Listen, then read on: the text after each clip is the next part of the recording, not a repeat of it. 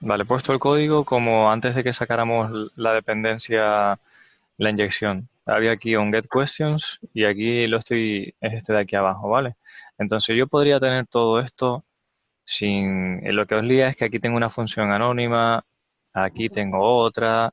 Vale, yo lo podría poner todo a pelote junto. Sí, yo podría venir y lo que está haciendo el get question este, lo podría poner arriba para que no tener tantos jaleos de callback, ¿vale? Entonces, en vez de pasar ahí llamar a get question y no sé qué, podría tener el bloque entero aquí. Porque al fin y al cabo yo lo que quiero es coger las preguntas que vienen del servidor y llamar a esta línea que se las pasa al navigator y tal, ¿vale? Pues entonces eso lo podría hacer todo así. Eh, todo esto. Y bueno, esto para que se vea en la misma pantalla, lo dejo así comentado un momento. Y este get question,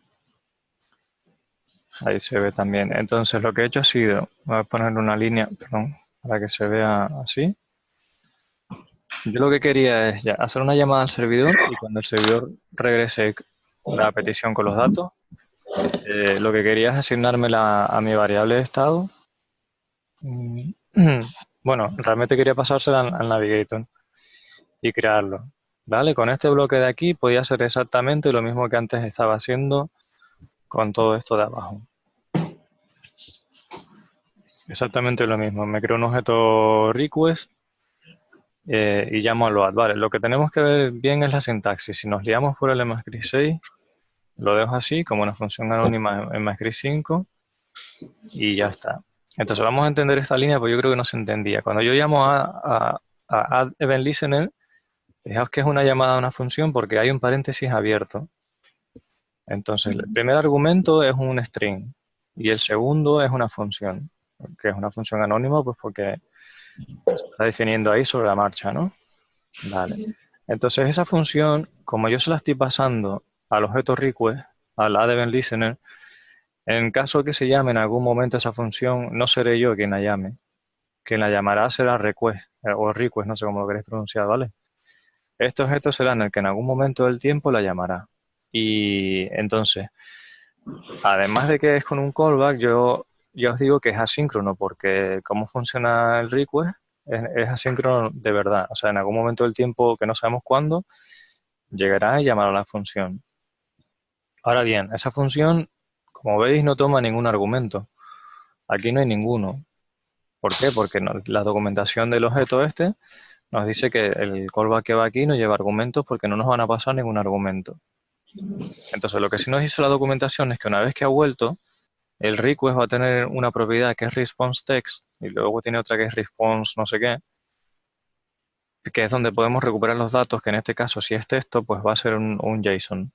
Entonces, que JSON al final es de tipo string. Vale, pues si yo quiero coger el JSON de tipo string y convertirlo en un objeto, para eso hago JSON.parse y lo convierte en un objeto de JavaScript. Y aquí tengo una variable.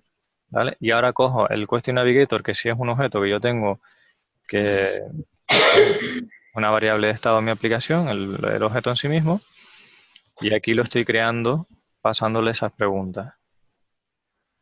Vale, entonces, ¿cómo se ejecuta esto? Pues primero es la línea 23, después la línea 24, pero el callback no se ejecuta todavía, entonces directamente lo siguiente es la 28 y la 29. Y en algún momento del futuro se ejecutan estas dos líneas. ¿Vale? Yo esto sí lo podría tener una función que se llamara getServerData o lo que fuera, este bloque de aquí. Y sería equivalente a lo que había antes, ¿vale? Entonces, supongo que lo entendéis más fácil así que como estaba antes, ¿no? Sí, una pregunta, Carlos. Exactamente el Open que hace se va a esa ruta.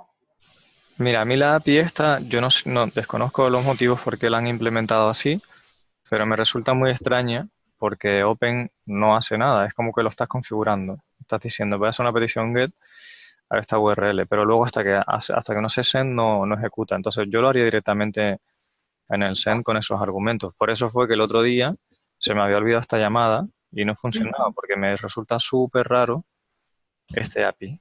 Pero bueno, sus motivos tendrán para haber hecho una API así, ¿vale? Donde haces una configuración y luego ya haces la llamada. Y seguro que son buenos motivos. Simplemente que a mí no me resulta natural o intuitivo. Vale. Vale. El tema de que has dicho que es propio de esa API, esto viene directamente en la documentación de cómo hay que usarla.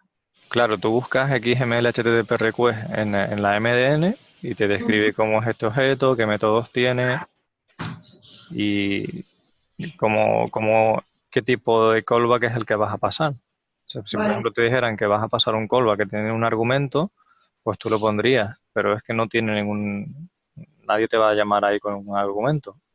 Vale. En la documentación puede ser que en vez de request veas aquí un dis porque resulta que como el callback se lo estás pasando al objeto request y debe ser que internamente al pasarle la función al objeto se le asigna y entonces el dis cuando se ejecute tendrá sentido y no sé qué, pero como eso es muy lioso y de todas maneras tenemos el acceso a la variable request, pues así queda mucho más claro de que este texto es este request, no tenemos que estar con el tema del dis. Que además, ¿eh? Que además tenía problemas con el arrow function. Sí, si le pones el arrow function ya el dis no es lo que tiene que ser, entonces preferible evitarlo a toda costa. Pues este código de aquí es lo que mismo puedes ver en la documentación de cómo funciona Ajax, una petición asíncrona a un servidor para tener de vuelta un JSON. No hemos hecho nada, esto es como el estándar muy base. Vale.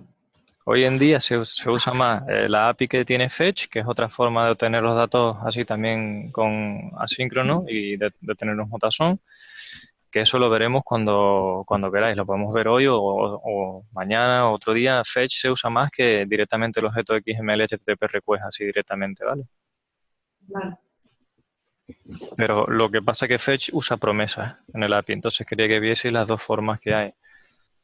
O una API basada en callbacks. Por ejemplo, antes se usaba mucho directamente jQuery, las funciones de Ajax. ¿Por qué? Porque este objeto no estaba igualmente soportado en todos los navegadores.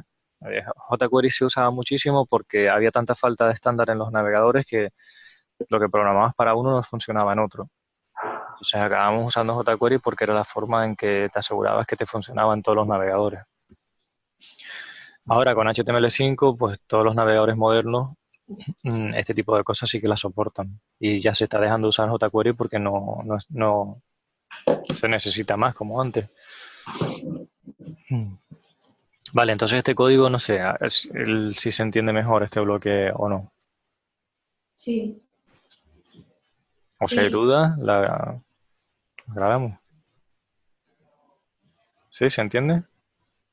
Sí. Vale, entonces la cuestión es, ¿por qué complicarnos la vida haciendo una función así, llamando a una función y pasándole un callback cuando aquí hay un callback y aquí hay otro callback? ¿Por qué hacer esto? Pues por separar las responsabilidades y para poderlo testear. Yo este código de aquí no lo puedo testear de forma aislada. Yo necesito testearlo contra un servidor que tenga una API de mentira o alguna cosa así, pero no lo puedo testear. Y si el día de mañana, en vez de XML HTTP request, tengo que usar fetch, tengo que tocar todo el código y cambiar todo el código, ¿vale? O si no es un get o si es lo que sea. Todo el bloque se ve afectado. Y no sé, puede ser que rompa cosas como esta línea que no tengan que romperse. Porque lo tengo todo mezclado en el mismo bloque. Tengo mezclado la parte de ir a la red, buscar los datos, coger esos datos y transformarlos a un objeto. Y después ya la parte que tiene que ver con mi aplicación. Inicializar mi objeto de mi aplicación, pasar los datos que necesito. Está todo mezclado. Entonces, este código yo no lo puedo probar. Cuando quiera hacer un test unitario de ese código no lo puedo hacer. Carlos, Sí. el evento del app listener, ¿ese evento siempre es un load o puedo hacer lo que yo quiera? No, porque como el objeto request no lo defines tú, entonces nunca puede ser lo que tú quieras, porque no es tuyo el objeto request. Es como, si te fijas, es como el clic de un botón. Tú puedes poner el botón .add event listener, lo que yo quiera, pero entonces ese evento nunca va a ocurrir. Si no le Pero, llamas clic, no se va a ejecutar. y el evento para el request es solo el load. O sea, no puedo poner ahí un clip, no puedo. Claro, tiene los que tiene, los definidos, los que lo han programado. Tiene, el otro día vimos que tenía load, error y alguno más tenía por ahí. Que eso viene en la documentación. No. Y se ejecutan pues si cargo bien, si hay algún error, porque eso no es nuestro. Eso sí es muy importante que lo entendáis. Si yo estoy usando un objeto que está en el navegador, que yo no lo he definido, ese objeto tiene un método y yo tengo que pasar una serie de parámetros, ¿sabes? No va a funcionar si, por ejemplo, aquí en vez de un callback, digo, pues en vez de un callback le voy a pasar un 47 o un lo que sea, ¿sabes? Obviamente no va a funcionar porque no se ha programado pensando en que te metas lo que tú quieras. El que diseña una función que es pública, como esta, ¿vale? Lo que en la documentación dice que existen X argumentos, pues tienes que leer la documentación y cumplirla. Si no la usas como se ha pensado, el programa no va a funcionar. Tú solo puedes elegir hacer lo que tú quieras con código que sea tuyo, con funciones cuya definición sea tuya. Si no es tuya, tienes que hacer lo que te dice el fabricante de ese código, que es como hay que invocarlo. Lo importante es que distingamos qué código es nuestro y podemos cambiar y qué códigos son librerías o construcciones que tiene el lenguaje o que tiene el navegador y que podemos usar, pero que no es código nuestro. O sea, yo no puedo cambiar, alterar el código del objeto este, request.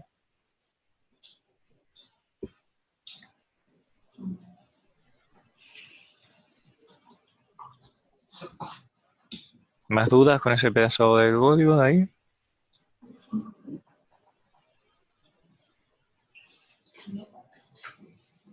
Si no tenéis dudas, os explico cómo llegamos de este código, cómo llegamos a este, ¿vale? O cómo es la forma en que te planteas hacer eso. Vale, guay, gracias. Hay una parte de código aquí que sabes que quieres ejecutar, pero hay un bloque, bueno, en este caso solamente es una línea. Bueno, sí, la variable da igual. En esa línea queremos ejecutarla, pero fuera de este bloque. O sea, que este cacho no tenga que saber qué es lo que se va a ejecutar ahí. Entonces vamos a hacerlo en pasitos cortos, ¿vale? Yo meto eso en una función. Vamos a llamarla así de momento. Y cojo todo esto de aquí. La llamo ahí donde mismo estaba ocurriendo para que funcione igual. Sí, y ahora digo, bueno, ahora que lo tengo en una función, esto de aquí, yo quiero que se ejecute algo, pero no quiero saber lo que es. Quiero que se ejecute algo cuando los datos ya estén. Entonces, em,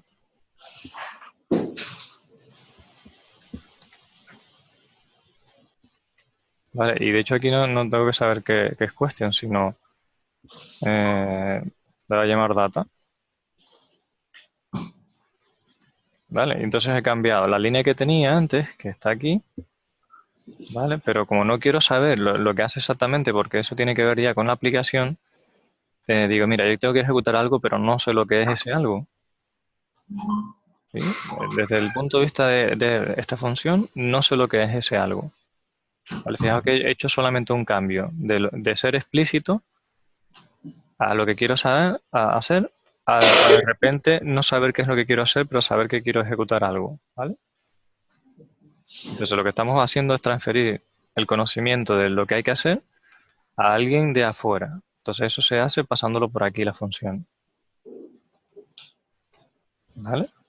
Entonces como ahora se pasa por ahí y aquí se usa con paréntesis.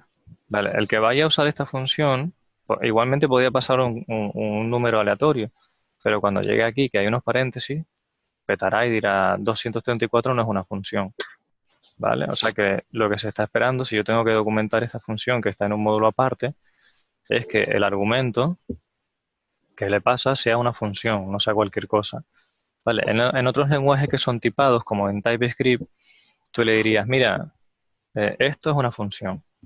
Y ya el propio lenguaje no te dejaría compilar si hubiera escrito esto con números, ¿vale? O en Java o en C Sharp, en todos los lenguajes que son compilados, cuando vas a compilar el programa te va a decir, mira, está mal, no, aquí va una función y después está pasando un número. ¿Qué pasa? Que JavaScript no tiene eso. Y entonces en tiempo de compilación, como no hay ese tiempo de compilación, no te dice nada, te revienta cuando se ejecuta.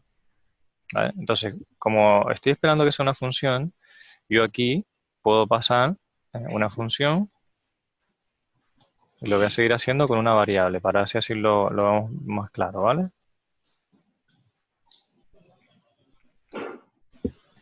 O mejor con otro nombre ya.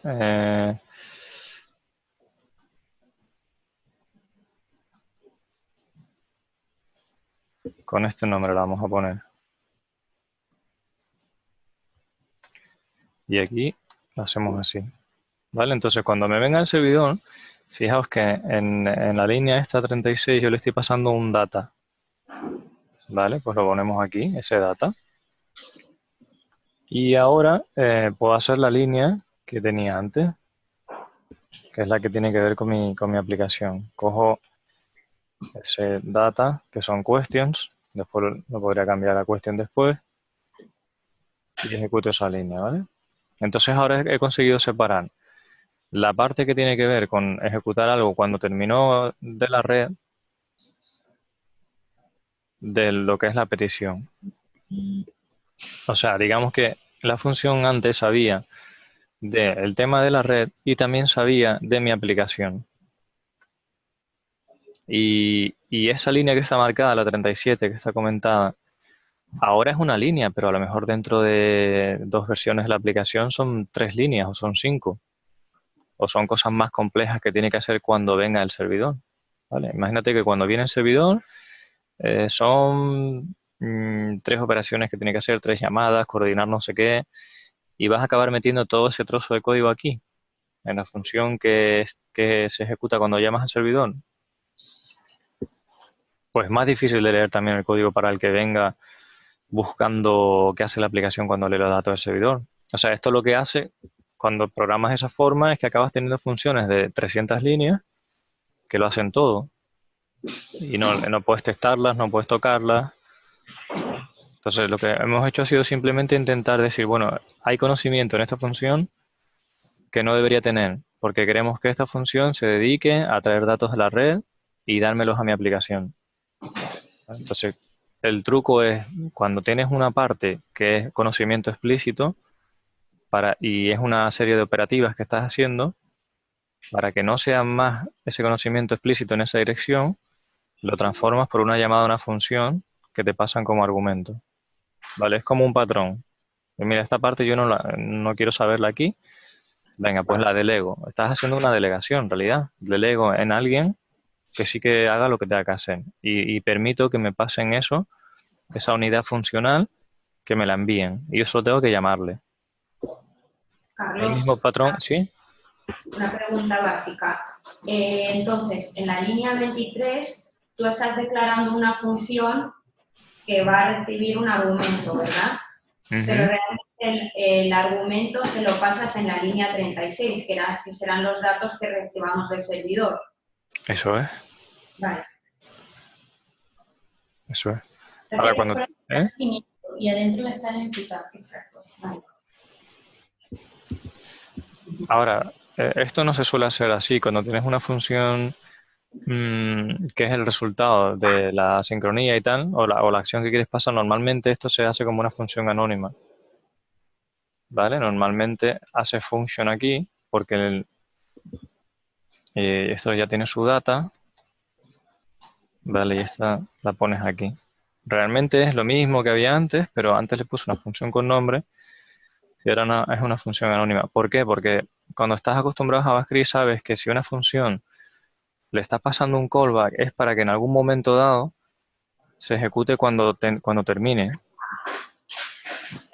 ¿Vale? Entonces, si se llama getServerData y le paso un callback que tiene una función, un argumento data, tiene toda la pinta de que ese callback se ejecutará cuando ya estén los datos del servidor por aquí.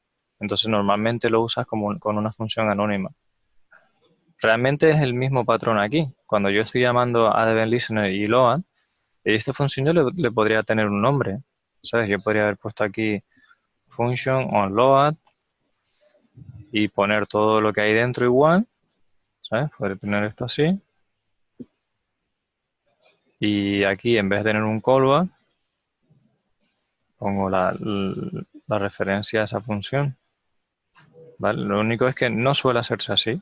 Los callbacks suelen ser funciones anónimas y ya está.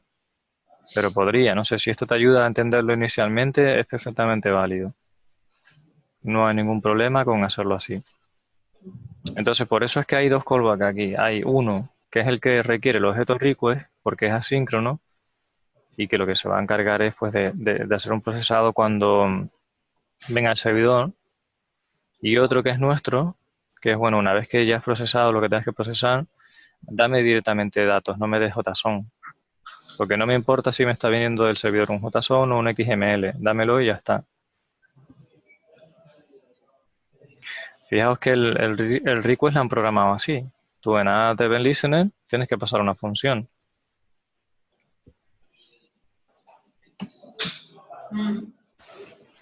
¿Por qué? Porque como es un objeto request general, no es solo para mi aplicación, sino los que han hecho el browser y el estándar lo han programado para cualquiera, no pueden saber que dentro de load va a ser no sé qué, setear una variable estado o algo así, no lo saben. Entonces te dan la posibilidad de que tú ejecutes tu unidad funcional, que tú sí sabes qué es lo que quieres hacer, y se la pases como argumento. Vale, pues el mismito patrón es el que estamos usando nosotros aquí. Decir, mira, yo quiero traer datos al servidor, cuando vengan yo quiero seguir trabajando con mi aplicación, pero el que trae datos al servidor los trae y ya está, y no hace nada más. Vale, eso me permite que la aplicación sea testable, que cada función tenga una responsabilidad nada más. Y eso se refiere a un motivo de cambio, ¿sabes? Si mañana me piden que la aplicación use fetch, o que va a traer un XML, o que va a ser un WebSocket, pues la parte esta de aquí no la tengo que cambiar, porque no ha cambiado la aplicación, ¿vale? Solo tendré que cambiar la parte que tiene que ver con ir a la red y traer datos a la red. Vale. Carlos, has dicho que si lo hacemos con funciones, es decir, la función load que has definido y luego la que habías definido antes, la de ejecuto lo que sea, sería válido que las escribiéramos para nosotros. Pero me es mucho más fácil con ello que sin ello. Sí, lo puedes hacer, claro. Fíjate que aquí he sacado una función con nombre, la he referenciado, y aquí también lo puedes hacer. Eh,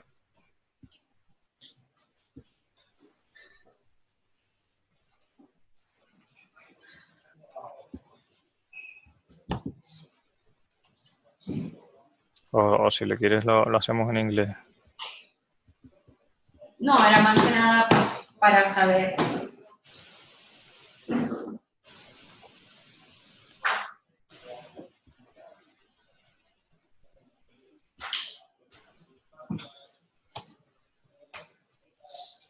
No hay ningún problema en hacerlo así, ¿vale?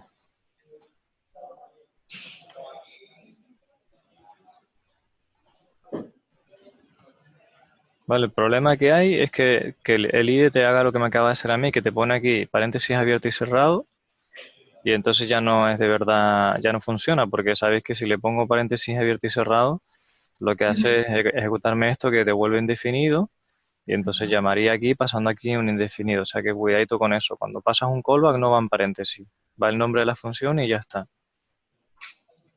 ¿Vale? No es lo mismo esto que esto. Una cosa es referirse a la función y la otra es ejecutarla. Entonces es muy típico, sobre todo cuando tienes un IDE que te lo hace solo, como acaba de hacerme a mí, que te pone los paréntesis, pues cuidadito con eso. Y entonces aquí sí estoy pasando una función. No hay ningún problema, ninguno, de hacerlo así. Y que no uséis funciones anónimas. No pasa nada con eso, ¿vale? Y entonces aquí vamos a cambiarle esto. Le ponemos callback. O si queréis, en vez de callback, podemos hacer on,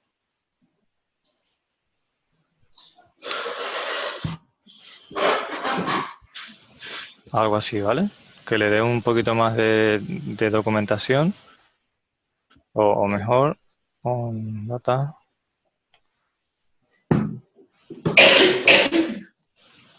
¿Vale? Sí, fíjate que ahora, si le dices get server data y aquí le dices on data loaded, cuando alguien vea la firma, la función, que el argumento se llama así y tal, le estás dando un poquito más de pistas, ¿vale?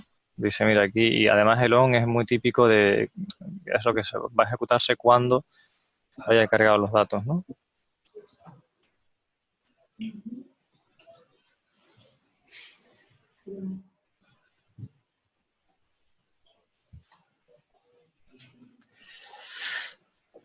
¿Qué haría yo para intentar entenderlo mejor? Probar, escribir código, probar, cambiar esta línea y qué pasa si hacer prueba y error. ¿Qué pasa si yo esta línea la pongo así o la pongo de otra manera? Y entonces te pones con el breakpoint, con el depurador, y pones breakpoint y le das paso a paso y, ¿sabes? Es intentar entenderlo probando, probando, probando, probando. Pero solamente con verme a mí seguramente no se os queda. Debes probar todas las variantes que se os ocurran, con nombre, sin nombre, cosas raras, ¿no? Pues si pongo aquí un número, ¿qué pasa? ¿Cuál es el mensaje de error? Eso también es interesante, ¿no? ¿Qué mensaje de error me da si le pongo una cosa que no se espera? Y si tiene sentido, si lo entiendo ese mensaje de error, ¿vale? O aquí si le pongo otro evento, ¿qué pasa? Todo eso es probar sin miedo, de verdad. Esto es prueba y error. Y así es como, al menos es como yo lo aprendo. Y teniendo curiosidad, ¿no? Bueno, y este objeto que le hago un console log del objeto, ¿vale? Del objeto request, o pongo un breakpoint y miro las variables, qué es lo que tienen. Sobre todo es tratar de desmitificar esto y de que no creer en que haya nada mágico, sino oye, yo quiero saber todo, cómo está hecho todo. De hecho, para mí un programador que decide utilizar una librería, un framework que es de terceros, por ejemplo, como React o como Angular, ¿vale? O cualquier otra de esas donde el código fuente no lo puedes tocar, pero sí que lo tienes disponible porque está en internet. Pues cuando una persona me dice que para elegir tal o cual framework se ha metido a leer su código fuente y se ha metido a leer si tiene test y cómo son esos test, para mí eso me dice que esa persona es muy senior, ¿no?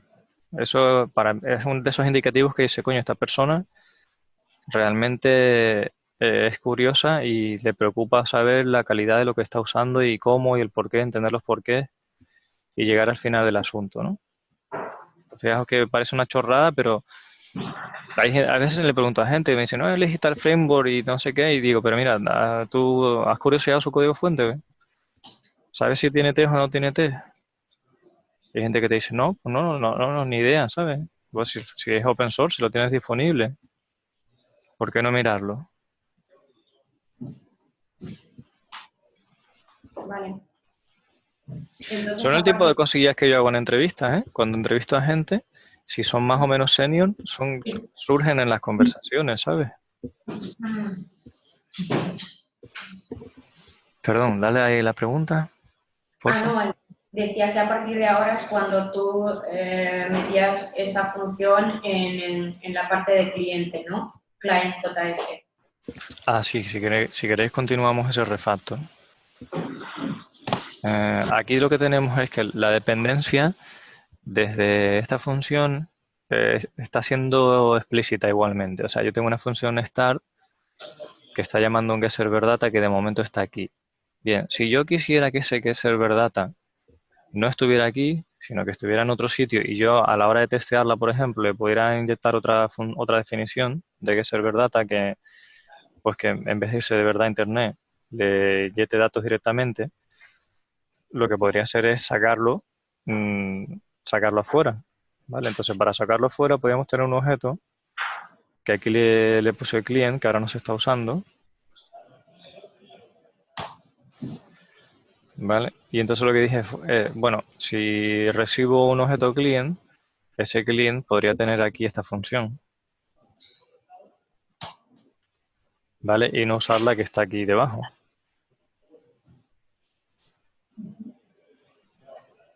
Vale, este lo quito de aquí también. Quiere ser verdad, ahora lo cambiamos para que lo que diga sea que sean preguntas lo que trae. Vale, entonces el cliente tiene ese, aquí se llama así, es un patrón módulo. Vamos a cambiar esto, ¿cómo estás?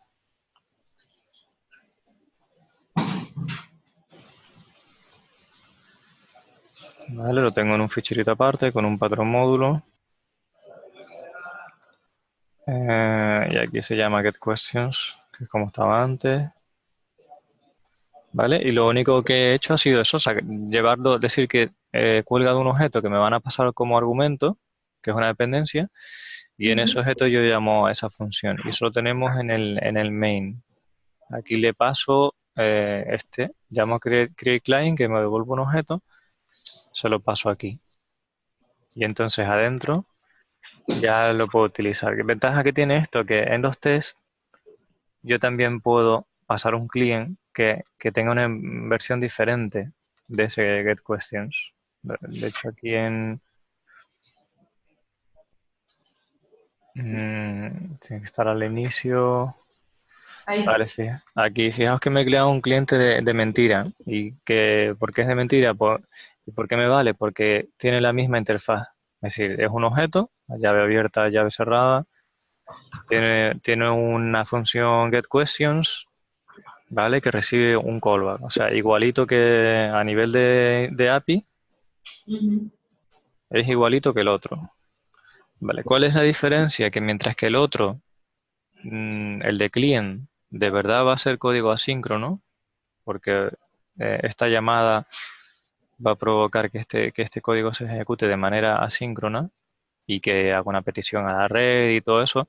Cuando acabe toda esa asincronía, mi callback se va a llamar y me van a pasar las preguntas.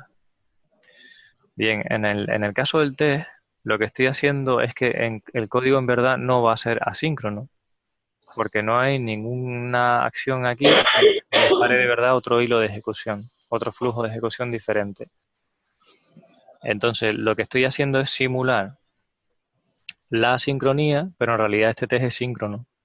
O sea, cuando yo ejecute esto es síncrono, porque si llamo a getQuestions, directamente lo que hace es llamar a mi callback y pasarle las preguntas que le haya definido yo.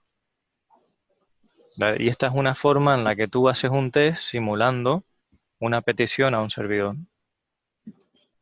donde estés recibiendo ese callback para pasar los datos, pues directamente tú en tu versión de pega, de mentira, lo que haces es simplemente llamas al callback y le pasas los datos que tú quieras. Que en el caso question está definido aquí más arriba. Carlos, ¿Sí? yo es que lo que no entiendo de esta parte es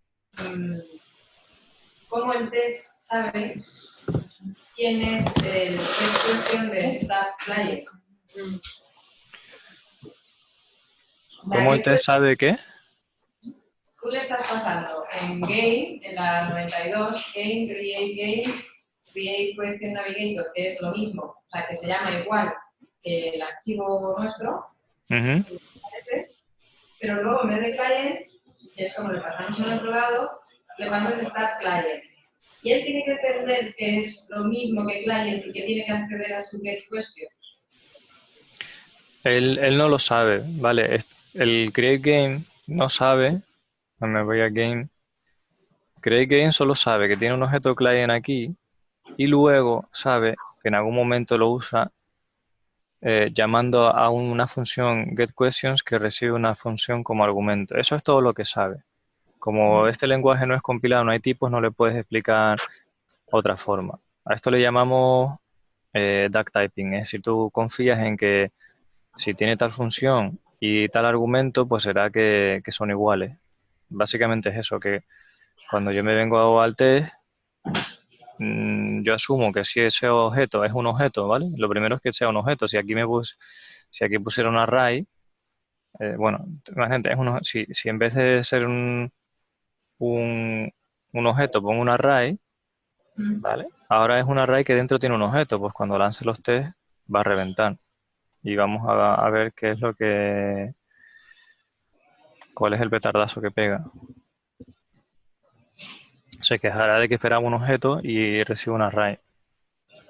Vale, ahí falla y empezamos a ver los objetos esto hacia arriba.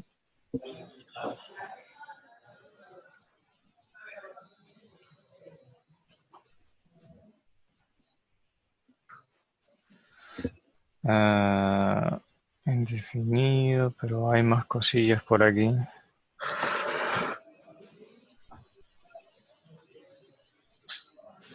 Bueno, hay un indefinido por ahí.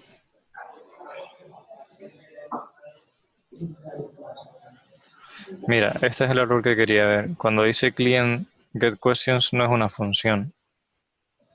¿Vale? Porque client, ¿qué es? Cuando se ejecuta esto, si yo le estoy pasando aquí este client, ¿vale? Lo que le estoy pasando es un array.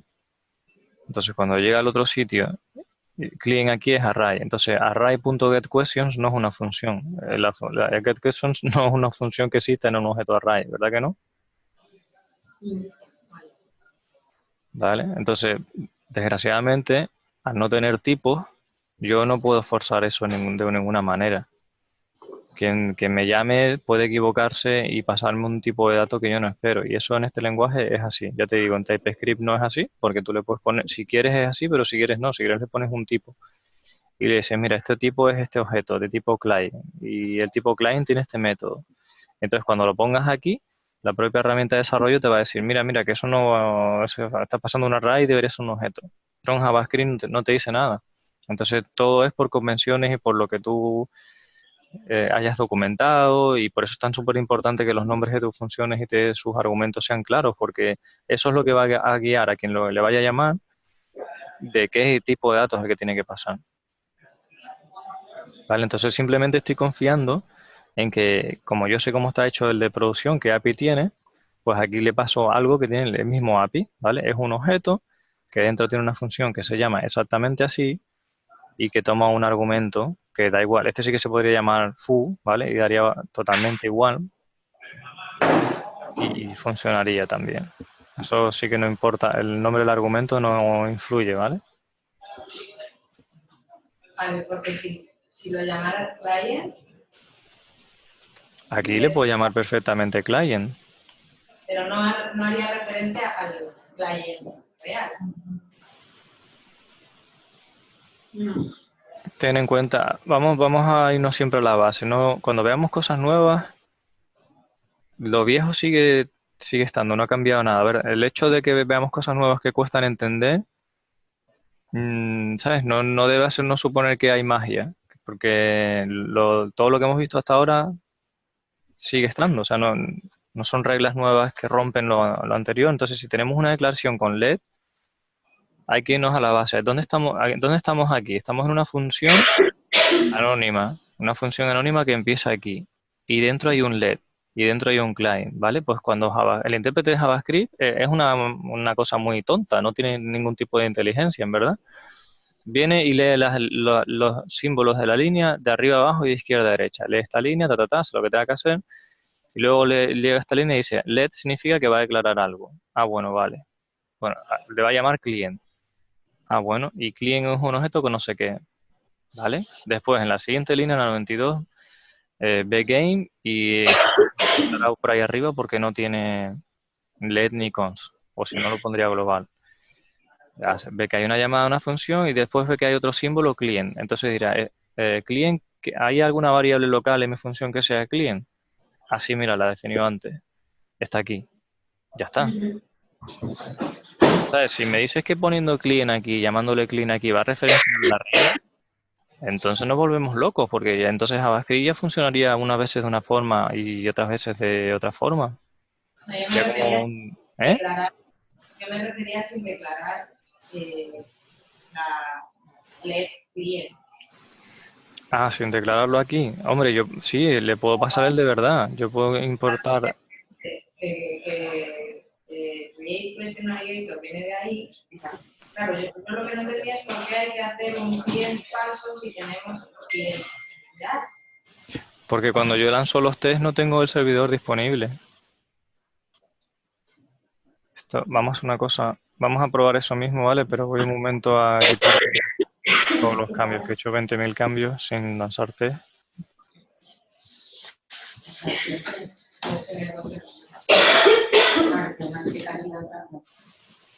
Y vamos vamos a ver que todo esté en verde.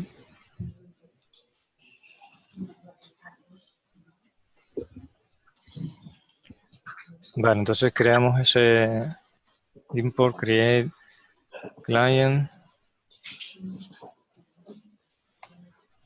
Ahora tenemos esto accesible, ¿vale? Y entonces donde estaba creando el client, aquí, en vez de crear esto,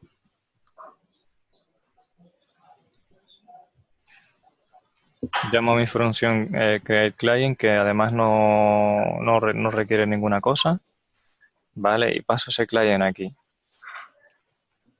Este tipo de cosas son las que, cuando veis vídeos y tal, son las que tenéis que intentar sin miedo. Bueno, y en vez de pasar este de mentira, paso el de verdad. Cuando tengáis tiempo libre para hacer lo que queráis, haced este tipo de experimentos, que son los que te permiten aprender.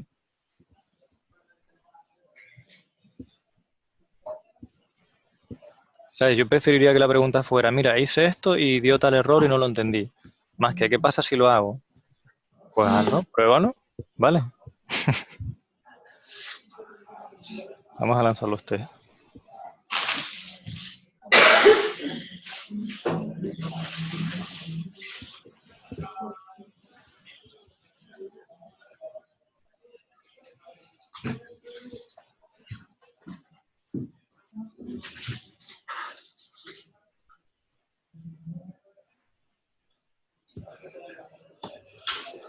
Bueno, da un montón de fallos aquí. Por ejemplo, aquí, veis que está intentando hacer un request.open y da fallos varios.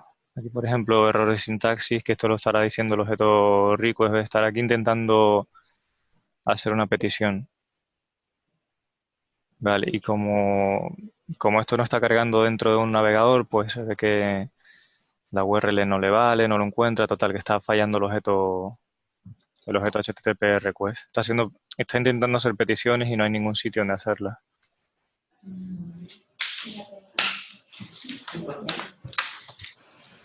Sí, toda la... ¿Eh?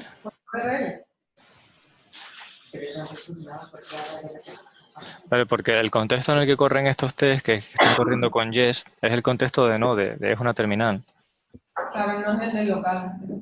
No es el de un navegador. Esto no está corriendo en un navegador. Cuando yo tiro Jest, está corriendo con Node. Y Ojo, que es muy importante. Perdón. Cuando yo tiro ustedes están corriendo Jest, ¿vale?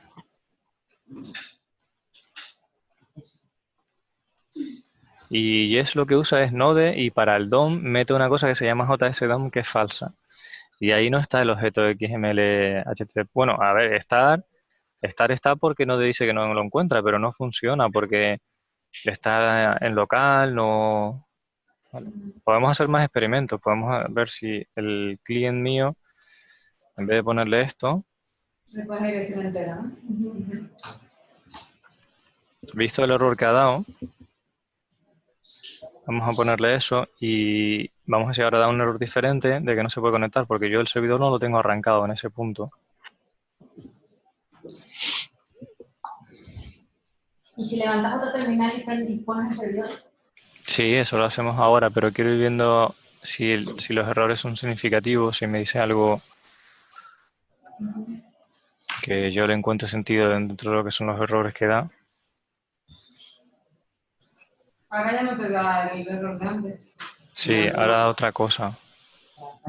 No tal porque las preguntas, cuando está diciendo este rollo de aquí es porque las preguntas no se están cargando. Vale, esto es lo que pasa cuando tu código no está preparado para situaciones anómalas como esta. Are there non-visited question? Eso, vamos a buscar eso donde está. Porque cada 2x3 está fallando lo mismo. Eso está en game, claro. Vale, fijaos qué está pasando, que el Question Navigator, como se inicializa cuando vuelven datos al servidor, está siendo nulo. Entonces, cuando el código llega aquí y se encuentra que esto no está funcionando, peta. Si estuviéramos desarrollando una librería de propósito general que mucha otra gente fuera a consumir, no querríamos que este fallo diese con ese error tan difícil de entender, incluso aunque lo estén usando mal, ¿vale? Cuando escribes un código que lo pueden usar de muchas formas, mucha gente, te intentas defenderte de eso. Entonces podrías tener, por ejemplo, un objeto Question Navigator, ¿vale? Que cuando tengas eso,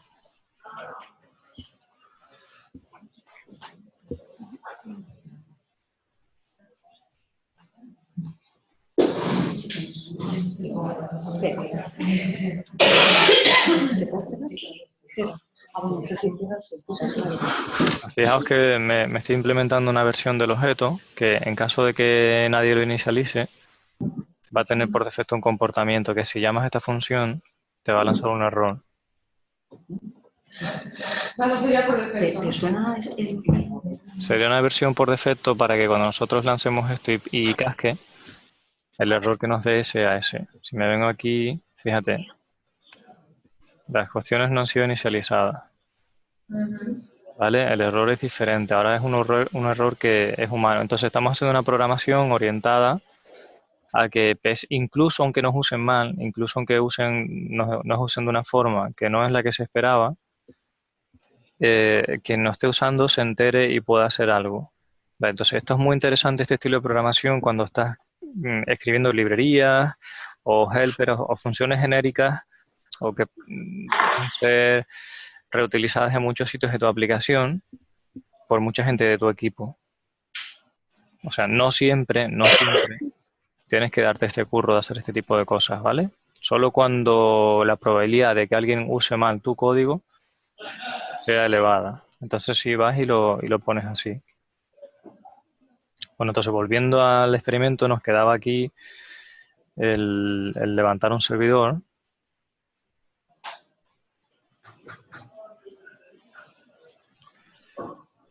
Y entonces que sí haya algo en el puerto 3000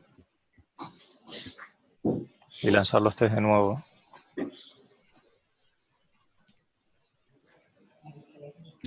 Y aquí sigue diciendo que las preguntas no se han inicializado. Vale, ¿por qué es esto? Aunque probablemente la petición se esté haciendo, esto está pasando porque nuestro test no está preparado para la asincronía. Para ver si se está ejecutando o no algo en el servidor, nosotros podemos venirnos al server y cuando recibe la petición podemos hacer un console log. ¿Vale? Como estamos arrancando el servidor en la consola, yo lo puedo parar. Pero esa no es la petición de las preguntas, ¿no? Ah, tienes razón, gracias. Gracias por darte cuenta de eso. Aquí es donde tiene que ir. Si no, desde luego no lo íbamos a ver. Vale, y entonces lanzo los test de nuevo y me vengo aquí a ver si mira, ¿ves? O sea, sabemos que los test están haciendo la petición hasta aquí. Pero sin embargo están fallando con el error de que las preguntas no se están inicializando. Poco a poco vamos hilando fino en lo que estamos haciendo. Al final estamos convirtiendo lo que antes era un test de integración, o sea, de unitario, lo estamos convirtiendo en un test de integración. O sea, estamos metiendo una capa real. Antes toda esta dificultad no la teníamos. Estamos pudiendo probar nuestra aplicación sin toda esta dificultad. Entonces, ¿qué está pasando? Que los test que tienen que tirar de todo eso, donde estamos, todo este tipo de test que están aquí, el client que se ejecuta es el de verdad y hace una petición que es asíncrona y nosotros no sabemos en qué momento ha terminado de hacer esa petición. Y además no tenemos control porque cuando tienes ese tema de asincronía, el framework de test te permite poner un argumento, ¿no? Que le puedes llamar done o le puedes llamar puturru, ¿vale? Pero normalmente pues pones done, que se entiende que es cuando ha terminado, Y en algún momento, cuando tú sabes que eso ha terminado, le llamas. Pero aquí no me vale llamarle porque no es aquí cuando termina. Cuando termina es dentro del create client. Dentro del create client hay un callback, yo no sé qué. Entonces, ahora mismo no tengo forma de hacer eso en mi test. ¿Vale? Porque si me vengo al client... De todas maneras, una cosa, Carlos, porque en el Sí. TSS, si ya estás usando todo lo real, en el TSS, al final del todo, están llamando a los métodos, o sea, estás en el test, ¿no? Al final del todo, estás en el before each, pero luego empiezan los tests, a ver, Rafa, y estás ejecutando directamente las funciones sin llamar a reír ni nada, ¿no? No, pero Start sí se encarga de eso. ¿Sabes? Sí. Realmente cuando me vengo a Start, ese Start es el que llama al Get Questions. Vale, lo que pasa es que como esto de verdad es asíncrono, cuando uso mi cliente auténtico, yo llamo a Get Question y esto es asíncrono. El callback no se va a ejecutar hasta Dios sabe cuándo, ¿no? Cuando esto vuelva al servidor. Entonces lo que sucede aquí es que el test termina, porque yo no tengo aquí un punto, aunque yo ponga mi callback done, yo no sé en qué momento ha terminado, porque el cliente oculta ese detalle a mí. ¿Sabes? Si te fijas en el cliente, implementa un get question que tiene un callback que no sé qué. En este momento es cuando yo sí podría decir, aquí es cuando ya terminaste, ¿vale? Pero como no está accesible, ¿Eh? que como no está accesible en el otro lado, pues no lo puedes hacer. Claro, no está accesible y entonces no lo puedo testear. A ver, podría. Yo podría hacer que nuestro cliente admita una dependencia opcional de avísame cuando termine, ¿vale? Lo que pasa es que estaría metiendo cosas en mi cliente que son solo para testear y que probablemente no las quiero, pero imagínate que se la paso aquí al create client. Le pongo request finished. Bueno, en este caso le pongo un DON, el DON que recibo arriba, ¿vale? Se lo paso como argumento por ahí. Y entonces me vengo aquí al client y le digo que hay una dependencia y le llamamos así, ¿vale? Y además, para que sea opcional, pues lo que voy a hacer es preguntar. Digo, si el type of on request finish no es igual a indefinido, ¿vale? Llámale. Invócale. Esto va a hacer que en el código de producción, donde yo no tengo que mandarle ningún callback, no le va a mandar nada, pues esto es un parámetro por defecto haciéndolo tipo en ECMAScript 5, ¿vale? Si lo hago tipo ECMAScript 6, bueno, hay otras formas de hacerlo, pero Ya estoy segura. vale, luego tendréis que ponerlo por ahí. Si lo hago así, si meto este hook aquí, esa forma de conectar las cosas, y ahora vengo al spec y el done se lo paso aquí, sí que es verdad que hasta que no se ejecute el done, no va a ejecutar el resto de los test, ¿vale? Y pienso que ahora deberían de funcionar los test si no falla a otra cosa más. Veréis que... ha fallado ese. Pero veis que son mucho más lentos, veis que está tardando 5 segundos en cada test.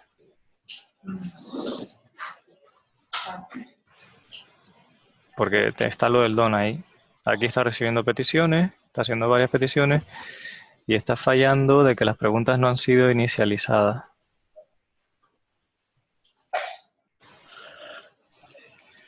Sí, se está acabando con un timeout. Está diciendo, vale, esto es porque el callback, a ver, devuelve, por cómo lo he implementado. A ver, se ejecuta el callback y luego me llama a mí al finalizar.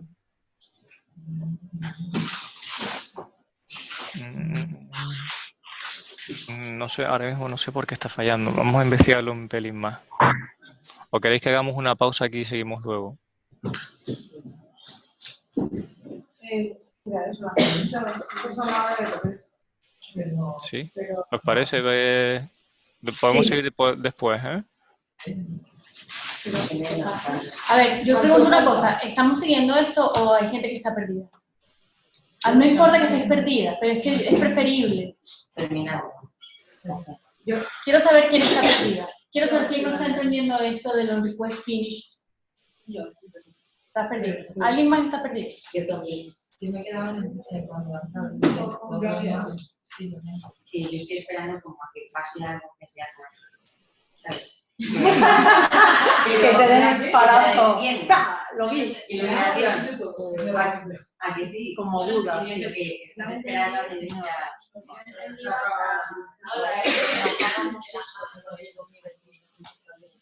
Ha sonado aquí. Me da una Erika que no sé si me deja concentrar.